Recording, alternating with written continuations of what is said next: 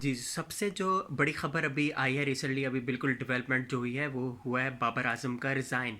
बाबर आज़म ने अभी 1 घंटे पहले जो है इस्तीफ़ा जो है वो दे दिया है। उन्होंने अब एक्स यानी ट्विटर पे जो है ये अनाउंसमेंट की है। उन्होंने कहा है कि वो प्लीज़्ड है कि उन्होंने कप्तानी की है और अब वो चाहेंगे कि फ़ोकस करे अपनी परफॉर्मेंस पर। और उन्होंने फैंस के लिए ये पैगाम जो है वो ट्विटर पे जो है जारी किया है।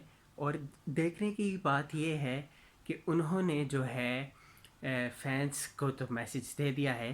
अब आने वाले वक्तों में क्या होगा, पाकिस्तान क्रिकेट का वाइट बॉल का कैप्टन कौन बनेगा, कंसिडरिंग कि अभी आप टेस्ट सीरीज़ खेल रहे हो, रेड बॉल फॉर्मेट में खेल रहे हो against England, all important series आ रही है।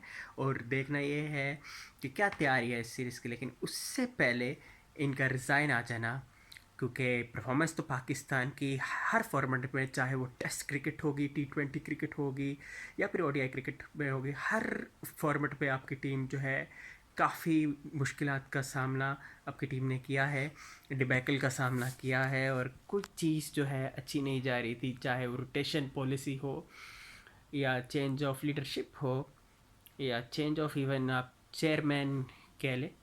तो चीज़ें डिक्लाइन ही की तरफ जा रही है। और अब क्या ये डिसीज़न कितना इम्पैक्ट डाल सकता है और कितना जो है इसके प्रोज आएंगे, कितने इसके कॉन्स आएंगे, ये तो वक्त ही बताएगा, क्योंकि वक्त ही हर चीज़ को जो हाईलाइट करता है।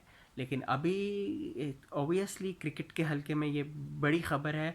और फैंस जो बाबर आजम के, उनके लिए भी एक शॉकिंग न्यूज़ इसलिए है क्योंकि हमने बहुत ज़्यादा बाबर आजम सुना है और सुनना बनता भी है, क्योंकि kind of player he has turn around for over the years was something quite exceptional. और जिस तरह से उन्होंने अपना लोहा बनवाया 2015 में जिम्बाब्वे के ख़िलाफ़, उन्होंने अपनी जो है पहले इंटरनेशनल मैच खेला और यही क्रिकेट का भी, T20 क्रिकेट का भी। तो क्या बात थी जी, एक लगा कि एक टैलेंटेड प्लेयर आया और उन्होंने यकीनी तौर पर प्रूव किया, एक नहीं मल्टीपल ओकेजन्स में। लेकिन जहाँ तक बात आती रही बाबर आजम की कप्तानी की, तो सवालिया निशान उस पर आते रहे।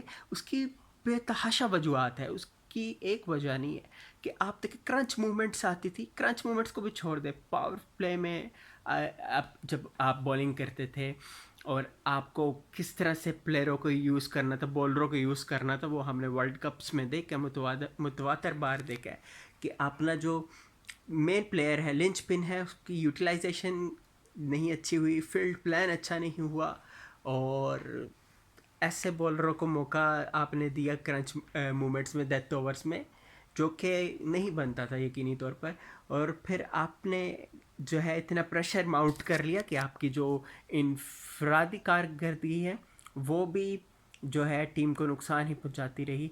बेशक मान लिया कि अटेम्प्ट्स आपने रन्स किए, लेकिन आपने खुद असेस किया कि आपने मैच विनिंग नॉक खेला। Obviously you are a good player, no doubt about that, you are classy player, लेकिन कप्तानी से आपकी परफॉर्मेंस पे बेतहाशा असर पड़ा है। और अभी तक हम देख रहे हैं, हाँ ये एक खुशाइन बात थी कि चैम्पियंस वनडे कप जो हुआ उसमें आपने जो है सेंचुरी की after all, and that was a good news for Babar Azam's fans. But लेकिन कंसिस्टेंसी थी क्या।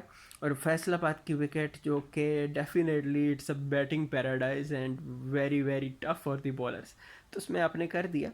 लेकिन हमें वो बाबर आजम चाहिए जो सन 2016 में वेस्ट इंडीज़ के ख़िलाफ़ जो है मुतवातर जो है उन्होंने रन्स के अंबार लगाए, उन्होंने माउंटेन्स ऑफ रन्स किए, सेंचुरियां बनाई मुसलसल। फिर वो बाबर आजम चाहिए हमें जो कि 2017 में बेहतरीन खेल का मुजाहरा जिसने पेश किया। वो बाबर आजम चाहिए जिसने 2019 में रन्स के पहाड़ लगाए। तो वो बाबर आजम मिसिंग था।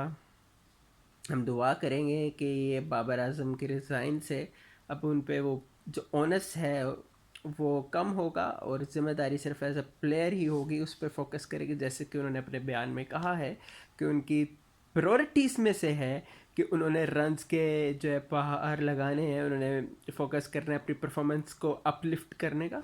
तो यकीनी तौर पर ये सुनहरी मौका होगा, लेकिन जो है देखना ये पड़ेगा कि आने वाले दिनों में क्या इसके फ्रूटफुल रिजल्ट्स होते हैं या फिर आप कंटिन्यूसली पाकिस्तान क्रिकेट का डबैकल ही देखेंगे।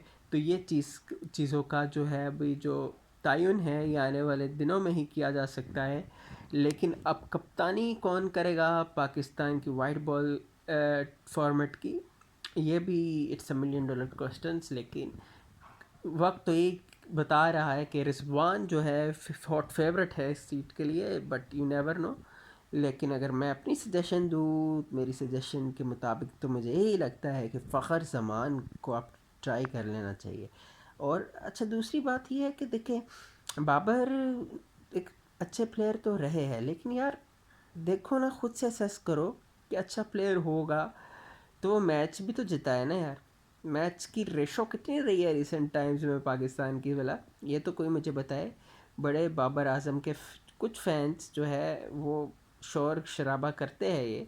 मैं समझता हूँ ठीक है यार, बाबर आजम को हमने भी दिल से एक्नॉलेज किया है, बहुत जगहों पे किया है, और मेरा ख्याल शायद ओवर ही एक्नॉलेज किया। हमने भी कम एक्नॉलेज नहीं किया बाबर आजम को। लेकिन अब बात ये है यार कि परफॉर्मेंस ग्राफ के साथ जो है, क्या टीम की विक्ट्री का जो ग्राफ है इन लाइन है या बिल्कुल ही दूसरी डगर पे जा रहा है, तो ये तो असेस कर लेना पहले। और बाकी आप ये देखें कि रमीज़ हसन राजा से जो है, आप कोई भी इख्तलाफात कर लो, उन्होंने जहाँ अच्छे डिसीजंस किए वहाँ पे कुछ ऐसे डिसीजंस भी किए जिसका ब्रंट कहीं ना कहीं बेयर किया हमने। रमीज़ राजा बेहतरीन कमेंटेटर है और कुछ फैसले उन्होंने बहुत ज़बरदस्त किए जिसकी तारीफ़ नहीं मिलती। लेकिन यहाँ पे प्लेयर्स पावर का एक कॉन्सेप्ट होता है, हम उसको भी चलो निगलेक्ट कर लेते हैं, लेकिन फिर भी बाबर आजम को काफ़ी ज़्यादा जो है इम्पेटस देने में इनका रोल रहा है। और आप ये देखें कि इनको टॉप ऑर्डर में भेज देना।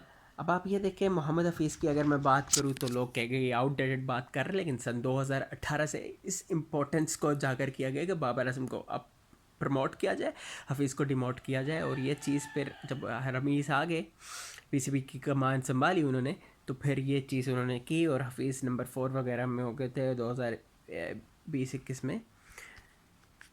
लेकिन यार उनका जो नेचुरल जो स्टाइल था जहाँ पे उन्होंने परफॉर्म किया, मैं समझता हूँ वहाँ पे बाबर आजम को खेलना चाहिए। और तगड़ा ओपनर आपका जोड़ा आपको बनाना चाहिए।